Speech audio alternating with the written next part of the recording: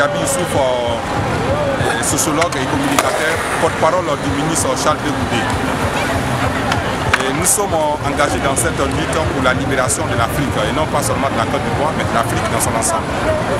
Particulièrement celle de la Côte d'Ivoire, parce que pour nous, la libération de l'Afrique va se faire à partir du peuple de Côte d'Ivoire qui a su remonter, qui a su surmonter certaines crises en Côte d'Ivoire. Et nous voulons montrer au monde et à la Côte d'Ivoire que la crise ivoirienne n'est pas une crise ethnique, que la crise ivoirienne n'est pas une crise religieuse, que la crise ivoirienne n'est pas une crise de région ou de régionalisation. Loin d'être cela, je suis Djabi Youssouf, je viens du Nord. C'est une crise qui a été menée de bout en bout par Alassane Ouattara, qui a voulu être président de la République de Côte d'Ivoire obligatoirement en utilisant une ethnie qu'on appelle les nordistes. Et c'est là où nous ne sommes pas d'accord avec une telle posture, nous ne sommes pas d'accord avec une telle imposture de sa part. Donc nous demandons au peuple de Côte d'Ivoire, nous demandons aux Français, si nous sommes là aujourd'hui sur le territoire français, c'est parce que d'abord je suis un exilé politique, c'est un exilé politique. Donc parce que j'ai été chassé de mon pays par mes propres parents du Nord, parce que pour eux je ne devrais pas suivre les chrétiens, je ne devrais pas suivre ceux qu'on appelle les Bousmani, je ne devrais pas suivre ceux qui n'ont pas la même coloration de nom avec moi, de patronyme avec moi. Et donc aujourd'hui je voudrais montrer au peuple français que Laurent Gbagbo a gagné véritablement les élections, et même chez moi au Nord, Laurent Gbagbo a eu plus de voix. Il n'a pas dépassé Alassane Ouattara dans les régions du Nord, mais Laurent Gbagbo a eu à chaque fois au Nord près de 30%, 40%. Mais dans la partie sud-ouest, est de la Côte d'Ivoire, Laurent Gbagbo a eu près de 60%, 40%. Tout mis ensemble, Laurent Gbagbo a eu 54% aux élections générales. C'est ce qui a fait que le Conseil constitutionnel a reconnu Laurent Gbagbo comme le président de la République de Côte d'Ivoire. Quand un président nommé Sarkozy reste dans son pays et dit que Laurent Gbagbo n'est plus reconnu et qu'il amène des bombes pour bombarder sa résidence, nous avons été indignés de cette situation. C'est un sentiment d'injustice, et c'est pour cela qu'au jour d'aujourd'hui, nous nous sommes levés avec notre bâton de pèlerin pour venir aux côtés des combattants qui sont en France, en exil, dans l'Hexagone, pour les aider à cette marche, leur montrer que nous sommes du Nord et que les enfants du Nord aussi doivent faire ce combat, ils doivent marcher sur cette vérité. Nous devrons apporter cette vérité au Nord, au Sud, à l'Est de la Côte d'Ivoire. Et si les hommes sont aujourd'hui ici, le 11 avril, c'est un jour mémorable en Côte d'Ivoire aujourd'hui.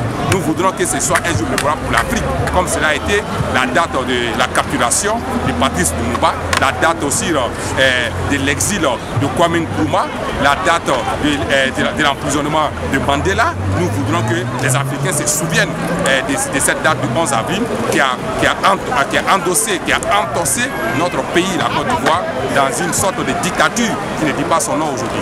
Raison pour laquelle nous soutenons la lutte avec la diaspora, nous soutenons les patriotes ivoiriens, qui n'est pas négatif. Parler de patriotes, c'est ceux qui aiment les nations. On ne dira pas ici que Marine Le Pen n'aime pas la France. Elle est patriote, elle dit la France aux Français. Mais personne ne dit ici que Marine Le Pen n'aime pas les Français. Elle a des députés à l'Assemblée nationale, elle est française ici. Elle a aussi des maires en France ici. Donc voilà, notre objectif ici, c'est de détribaliser la politique en Côte d'Ivoire. C'est de montrer que la politique ne doit pas se faire avec les canons, la politique ne doit pas se faire avec les armes, la politique doit se faire avec les idées. Et c'est ces idées-là que Charles Blé Goudé a développées. Je l'ai dit qu'aucune personne, aucun individu ne pourra démontrer que Charles Blé Goudé a dit de sa propre bouche que les Ivoiriens du Nord allaient attaquer les Ivoiriens du Sud, ou les Ivoiriens du Sud allaient attaquer les Ivoiriens du Nord. Charles a toujours dit, allez défendre votre nation qui est en péril. Mais cela doit se faire par votre randonnée dans l'armée ivoirienne. Ce qu'il a dit, il n'a pas dit, il a bien dit, il a bien signifié. Je ne demande pas aux jeunes Ivoiriens, je ne peux pas vous partager les armes dans la rue. Si vous voulez avoir les armes, vous devrez partir à l'état-major. Vous devrez partir vers Philippe Mangou, qui doit accepter. S'il ne l'accepte pas, alors vous devrez retourner à la maison. Donc Charles, dans tous ses discours, le fameux discours qu'il a tenu en novembre 2004, il a dit, je ne vous demande pas d'aller vous attaquer aux Français. mais je vous demande d'aller au 43e PIMA. Et le 43e PIMA, c'est l'armée française qui était là. Il a demandé aux Ivoiriens d'aller libérer le 43e PIMA, d'aller libérer les deux ponts de la capitale économique de la Côte d'Ivoire, Abidjan. C'est ce que Charles a dit. Charles n'a jamais dit allez vous attaquer aux entreprises françaises. Charles n'a jamais dit allez vous attaquer aux Français. Charles n'est pas un anti-français.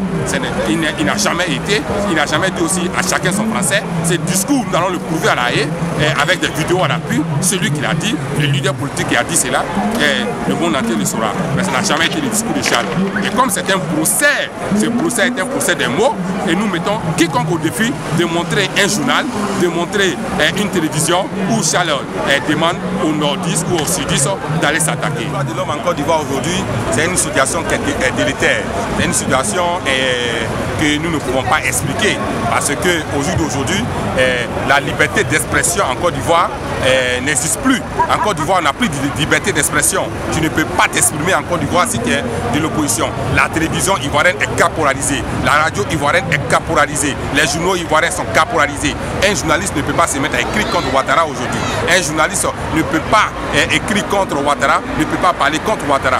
Une opinion ne peut pas être donnée en défaveur de la politique tribale de Ouattara aujourd'hui.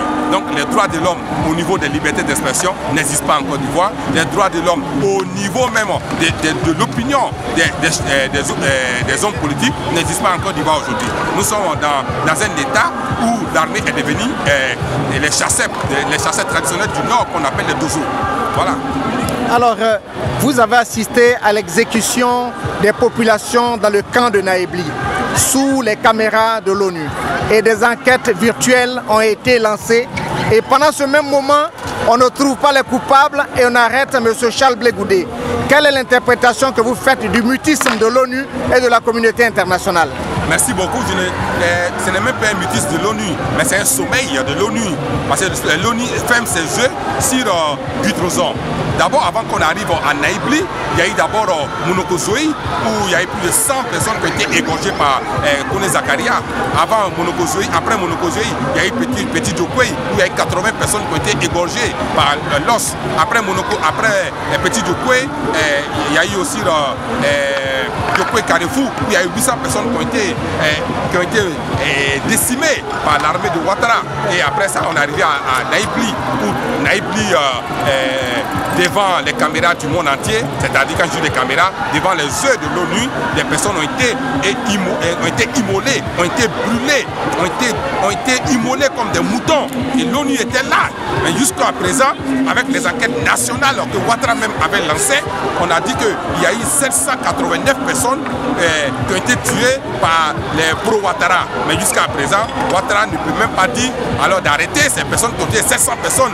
Et on parle de Bago Laurent qu'il y a eu 150 personnes et Bago Yalahi. Et ceux qui ont tué 789 personnes en une journée. Ouattara le reconnaît à partir de son enquête nationale et là rien n'est fait. Voilà notre indignation. Alors, M. Diaby, vous qui êtes du Nord, nous avons entendu comme ça que les populations du Nord, les jeunes gens, au début de la rébellion, ont été invités à prendre des armes. Des enfants soldats ont été amenés à fumer du chanvre indien et de prendre des armes contre l'État ivoirien. Quelle est l'interprétation que vous faites du mutisme de la communauté internationale devant l'usage des enfants soldats en Côte d'Ivoire? Les enfants soldats, ça existe depuis le 19 septembre.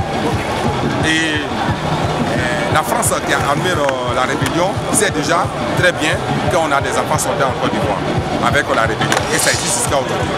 Et on sait qu'un enfant soldat, on sait qu'il va utiliser la drogue, ça c'est clair. Donc ça, ce n'est pas quelque chose à le dire. La France le sait, l'ONU le sait, l'Union européenne le sait, mais ils ne disent rien parce que ça les arrange, parce que c'est la démocratie par les bombes, c'est la démocratie par les armes, c'est la démocratie par les canons.